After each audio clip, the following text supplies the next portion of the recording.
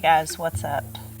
So I have a ton of peppers out here in the high tunnel, and doing something with these has been on my list for the last couple weeks. I've done some things. I've pickled some peppers and candied some, but I need to just pick a bunch of them and commit myself to starting first thing in the morning tomorrow with pepper preservation.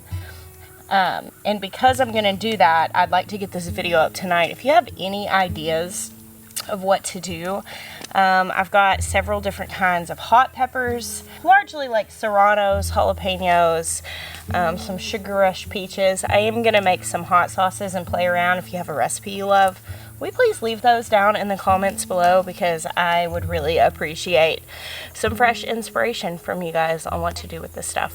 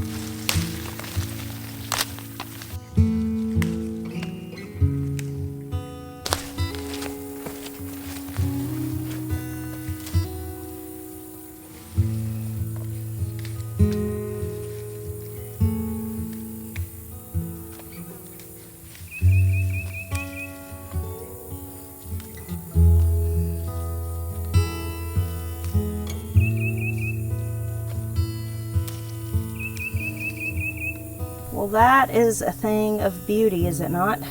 So my basket is full, and obviously I still have pepper plants all through here that are just very heavy laden with peppers, but I'm not going to pick any more. I'm going to take this one basket in, get this processed, and then come out maybe tomorrow afternoon and pick another basket. Little things like that help when you are overwhelmed with abundance. The burden of abundance, as I like to call it. A wonderful thing to have your hands full of, but your hands are full nonetheless. So that's something that I like to do. As long as a fruit is not like shriveling up on a plant, as long as it's still safe, maybe it's just gonna get a little bit more ripe, but it's not gonna spoil, I like to leave it on the plant. Because the chances of me picking it today, and then what if I don't get to it tomorrow, it would just be better off if I left it on the plant for another day, and then pick it when I know I'm going to process it. A lot of things you can't do that. Like a lot of things will, like okra is going to get too big, and you know, a lot of things will end up getting unusable if you don't harvest them at the right time. But with like peppers, the worst that's going to happen is they're going to change colors and you know, ripen more, and then you do have a shorter window once they have changed colors to pick them before they start getting a little overripe. But in a lot of cases they're still usable at that point. So at this point all these guys are staying out here. Oh look, I have an audience. Bosco, hey boss. Hey boss, what's up? Hey Bosco. Hey handsome man. Have pets? Oh, sweet boy. You don't know about that camera, huh? You're beautiful.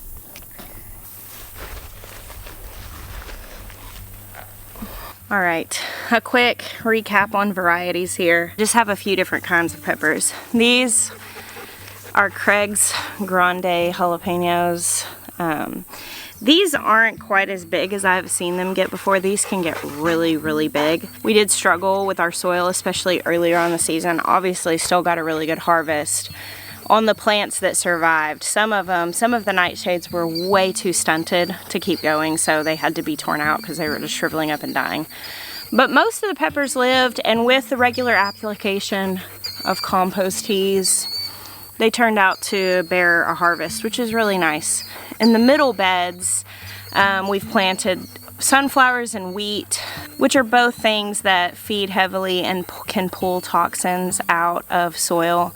And we've also fruited out some oyster mushrooms and worked the mycelium from those buckets into the soil. And we're going to be starting more oyster mushrooms in buckets and baskets when the weather cools off a little bit. We didn't get as much out of those as we could have. We got one fruiting, but we could have gotten more. But it was too hot outside for them, and it was just too dry inside for them, you know, the air conditioner running. So if we wait another month, we should be able to get a lot more. So Craig's Grande jalapenos look pretty good. These orange ones are the pumpkin spice, the Numex pumpkin spice jalapenos. Now it tastes like pumpkins. That's just because they're orange. They just taste like jalapenos. But you know, I like pretty things. And these mixed, some of these all mixed in together. Isn't that gonna be pretty? These are serranos. Green serrano, red serrano, same plant, just not as ripe. The orange jalapenos were also green when I started. But, well, that's pretty big Craig's Grande there compared to like one of these other ones you can see. Anyway, basket full of peppers. That's beautiful, isn't it? You know, it's interesting because I make videos of doing things like harvesting, and I think of everything that I can to say about it, but like most harvesting is quiet. So that's why you got a little quiet harvesting today. That's all I have to say about this basket of peppers, other than that it's beautiful. I can keep saying that over and over. I'll probably take lots of pictures of it now. So it's evening and it's 90 Fahrenheit, 32 Celsius. I am so hot. Like, we have had such a break in the weather the last couple weeks, and I'm like, come on, pull it together, Jess. Like, I am pouring sweat out here in the evening at 90, which normally I do a little better in the heat than this, but I think I've already started to acclimate to the weather being a little bit cooler. I have to toughen up because I know we're not done with warm weather yet. Isn't that just lovely? The sunflowers are opening up on the other side of the high tunnel. Look. Artichokes. That one's a lot bigger than this one. Alright, now we have to go do the evening milking. I'm gonna turn the fence off really quick and grab the eggs. I have to just stack them up on top of these peppers.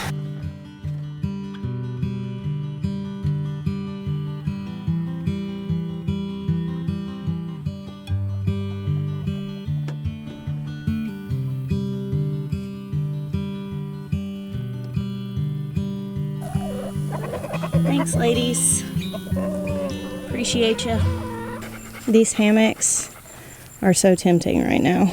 I'll leave my basket out here and go in and milk the cow. Oh, Fern, you need some fly spray, girl. Hey, pretty girl. Isn't Fern so pretty? I just think she's beautiful with her little bow on her head. It'd be sweet. Helen. Hey, sweet angel. Everybody needs fly spray. Come on, Hope. Let's milk. Let's go milk. I think somebody's learned who has treats. Jeremiah calls them pocket cows because they're trying to get in your pocket. Even Hallie's following along pretty good. I usually like to wait till right about 6 to come in and milk because that's when the sun dips down under those trees and it's a lot cooler in here. Of course, that'll be different in just a little while. Soon we might have to change our schedule. That or milk in the dark when it starts cooling off and the days get so much shorter.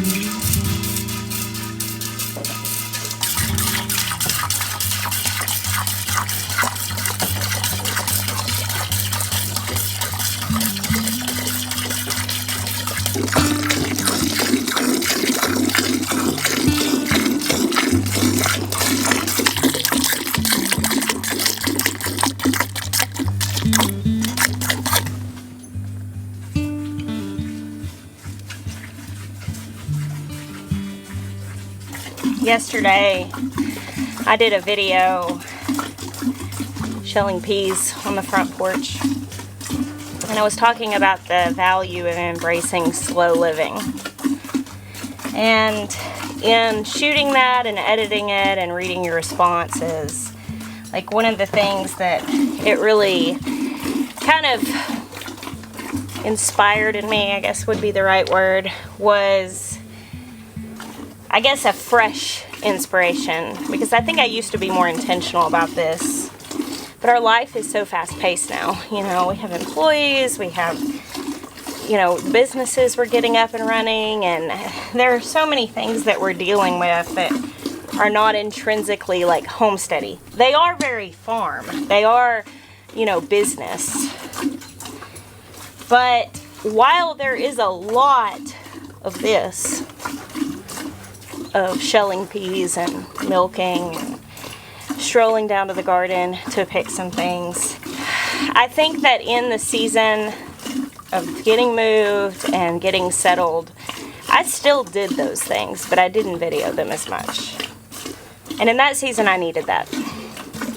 I needed some of those things to be just for me. And one thing that I have really learned in my life is that if you don't take care of the things that you need, if you're not willing to say that they're important and you're not willing to hold a boundary, you can't expect other people to do that. And so that was kind of one of those things that I saved some of the intrinsically slow homesteading things just for myself to experience. But as we get settled and we delegate and we get projects underway and get things into autopilot, finish things like we've been finishing the barn and the milk room, and we get the efficiency back into place, I feel that slow and intentional thing, there's so much more room for it. And I realized how much I miss making creative, slow, beautiful videos. And so that's why I made this video today. Because I love getting to share this refuge with you guys, and the encouragement that I would leave you with in thinking of that is that, you know, even if what you have is a couch with a cup of coffee in an apartment, or a front porch in a neighborhood, or a little raised bed garden in your backyard, if you have the start of a farm that still feels like chaos, if you are rooted, and if you have peace inside of you, and you have vision, and you know how to slow down, there's always the opportunity to draw other people into that, to like create refuge. And I love being able to turn on a video and share the refuge that I feel, the peace that I feel when I walk down the driveway, the fulfillment that I feel when I milk a cow. I love being able to share that. I hope you can feel it. All right, guys, 5 pounds of peppers, a half a dozen eggs, and 1.5 gallons of milk later. My chores are done. Well, my farm chores. I have to go inside and feed my human kids dinner now. Thank you guys for enjoying a slow and peaceful evening with me today. I bless you. Until next time.